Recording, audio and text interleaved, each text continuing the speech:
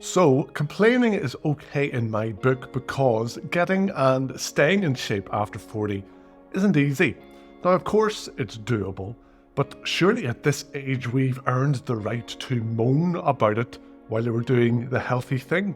Today, I want to have a good old moan about what, in the opinion of me and the guys I coach, are the top 23 pains in the ass about getting in shape as we get older. But rest assured, this isn't just a pity party.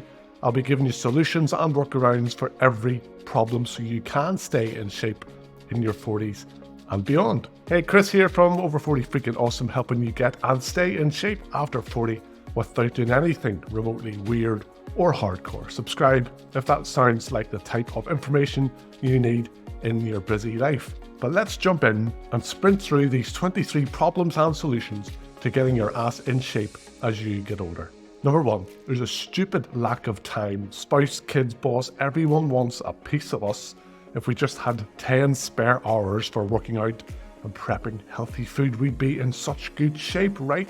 So, schedule your workouts like meetings, just fit in 2 hours of exercise, sliced and diced whatever way you need in your life. Plan your weekly meals on Sundays and then shop accordingly and use what time you do have. You will never have enough time. Number 2, this pesky energy deficit. You want to go work out or you want to make a healthier dinner, but your brain is fried after a tough day at work and some sleep deprivation, the sofa and some takeout beckon. So just turn up. Just start your workout or begin prepping a healthy meal, but tell yourself you can stop after 5 minutes if you want, because as you know, starting is always the hardest part.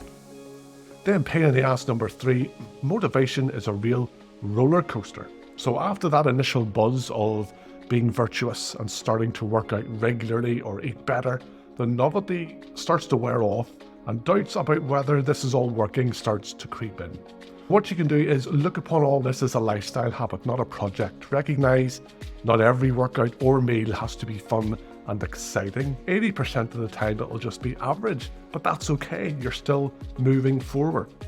Number 4, we have conflicting priorities. You have big plans for multiple workouts and healthy dinners, then work goes crazy and your kids have these extracurricular things every bloody night. So let's think, when was your last perfect week? Never, right? If your less than perfect week though includes a couple of workouts and limited junk and booze, that's great. Just do what you can when you can. Life will always be a shit show. Then number 5, we're overwhelmed by information. So I just scrolled on Instagram for 15 minutes. Now I want to try 10 different diets, 5 new supplements, and this one weird but awesome exercise that the gurus don't want me to know, apparently. Recognize that lots of diets and workout plans work in theory, but if you have found one that's based on solid science and that works for you, just stick with it. Recognize that social scrolling is just going to mess with your head. Then one huge pain in the ass is number 6, the lack of immediate results. We think, I've worked out for 3 weeks, I have said no to cake multiple times, and I had a salad last Thursday. Why am I not in cover model shape yet?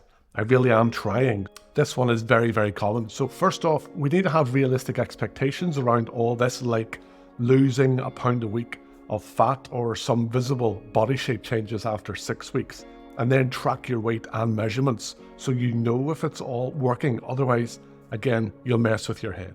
Number 7, being on a diet is hard. Now, all diets seem to have rules to remember that don't necessarily fit in nicely with how we and our families eat normally. And as such, the extra effort required means we eventually just can't be bothered anymore. The solution to this, though, is just don't be on a diet at all. Eat in a kind of waistline-friendly way forever.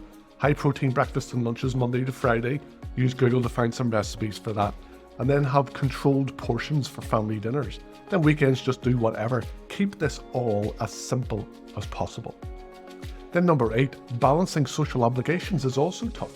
If you never went out, there would be a lot less temptation to overdo things, calorie-wise or with booze. But unfortunately, you're too hot and funny for your own good, and so people keep inviting you places. It's all about balance here. A couple of beers and a dessert after a meal isn't going to kill your progress, but if this type of thing happens multiple times per week, and when you do so you can't stop yourself, from over-consuming things, then that will stop your progress. And now one of my personal biggest gripes, number 9, feeling old and creaky sucks. Yes, it does. It can take a while for me to get moving in the mornings, clicking and crunching around the place until I warm up. Then when you go work out, you can start avoiding things that make your body a bit angry. It can feel like your body is fighting with you constantly, and that leaves you a little bit demotivated. Here's my solution. Any niggle that doesn't go away after a week, just go see a physio. Stop trying to self-diagnose with YouTube videos. Living with pain and tightness is zero fun. And then always start your workout with some mobility work, just to grease the grooves a little. Number 10, stress then wrecks everything. You've a plan in place to be in shape in no time, and then life throws you these curveballs, family strife, work deadlines, financial worries. It all kind of weighs on our minds, and exercising falls way down the priority list, and then we start self-medicating with food and booze. The solution, and I'll cover this next, but just get to bed. Sleep does give you the mental recovery time that you need to cope with life. Then if you add in some walks in nature and removing those kind of mood hoover people from your life, your stress levels will drop significantly.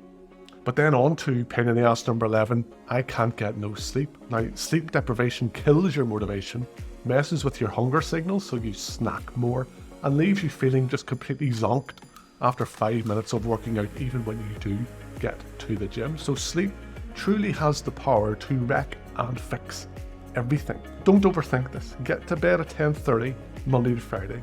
Take magnesium so your sleep hormones kick in at the right time, and leave your phone downstairs. Getting more sleep is simple. Just stick to those wee habits. Then number 12, there's no one to answer to. You can easily convince yourself in the moment that it's logical to blow off the workout, eat the cheesecake, or stay up late. Your inner asshole that I've talked about before is very persuasive. There needs to be a consequence for not doing the planned workout or eating right, whether that's a habit building app, a workout partner, or online coach. Get some accountability and you'll be flying, I promise you. Then number 13, being healthy is super expensive. So fancy gym memberships, pricey supplements, lots of meat and healthy foods, it adds up very quickly. And getting in shape becomes this added cost each month alongside all your other bills, and you feel you just can't afford to get in shape right now. But don't let this kind of lack of funds be an excuse. Work out at home with second-hand weights, use ground meat as your main protein source, and ignore most supplements. You don't need them. Moving more and eating less doesn't really cost anything. Number 14, we get more injuries and we have longer recovery times. There can be your sciatica, your knee thing, your hip thing, your neck thing.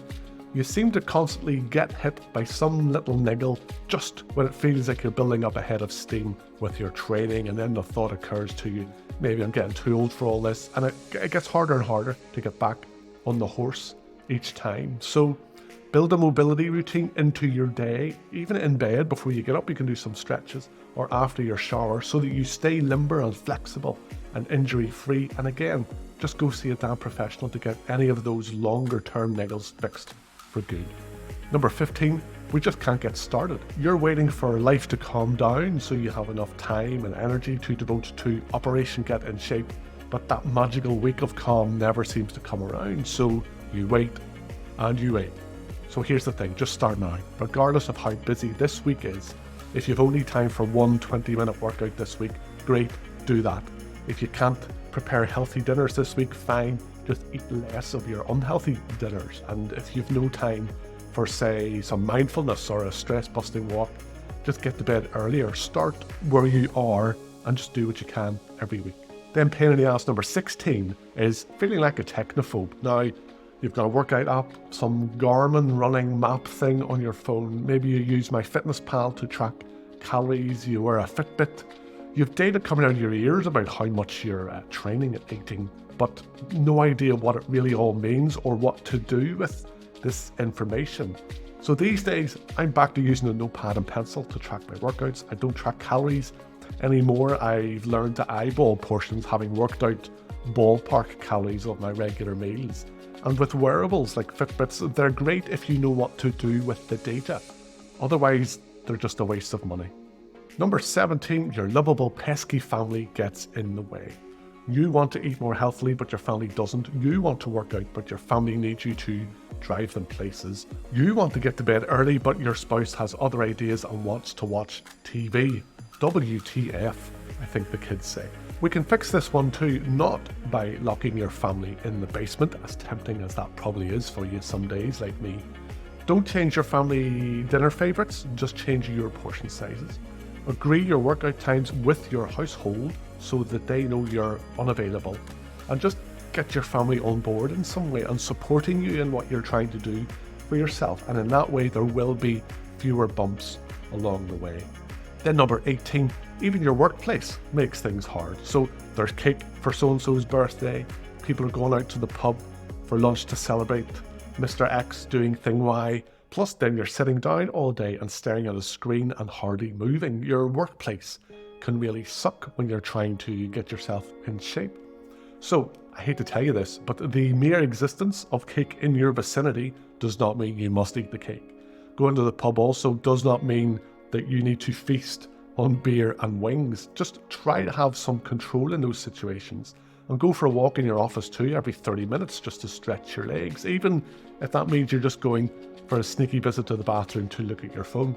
Then number 19, we can also get derailed by work travel. So I used to travel with a corporate job. I always had these big plans to work out. I even brought a Swiss ball and a wee hand pump on a business trip to bloody Australia, envisaging doing crunches every morning in my hotel room on my Swiss ball, and I just hung clothes on it.